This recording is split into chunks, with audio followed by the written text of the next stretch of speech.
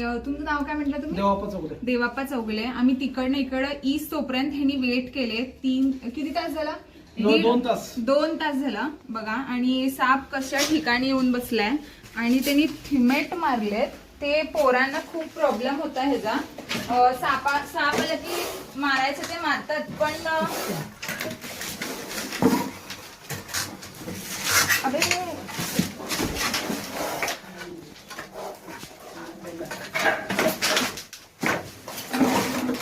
साप आलं की हे सगळं मारायचं मारतात, पण सापाला सुद्धा प्रॉब्लेम होतो थोडा. तेवढा काय प्रॉब्लेम होत नाही, पण ह्याच्या सगळ्यात जास्त म्हणजे तर त्यांनी ते थिमेट मारले तुम्ही बघितला. आणि तिथं फरच्या वगैरे आहेत आणि केवढं सामान होतं. त्यांनी ऑलरेडी अर्ध सामान इकडे काढलेले. सापाला त्याचा काय त्रास नाही झाला, पण ह्याच्यामुळे पोरांना त्रास होऊ शकतो, पोरांना प्रॉब्लेम होऊ शकतो.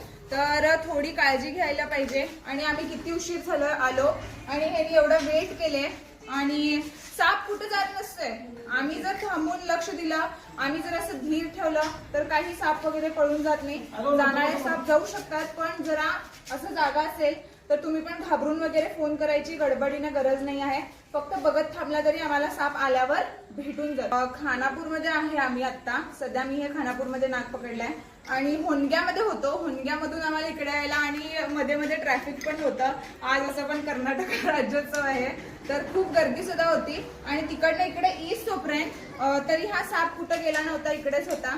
तर ह्याच्यावरनं तुम्हाला ओळखून घ्यायचं आहे भीती किती मनामध्ये आहे. साप डेंजर आम्हाला म्हणतातच, सापापेक्षा माणूस डेंजर.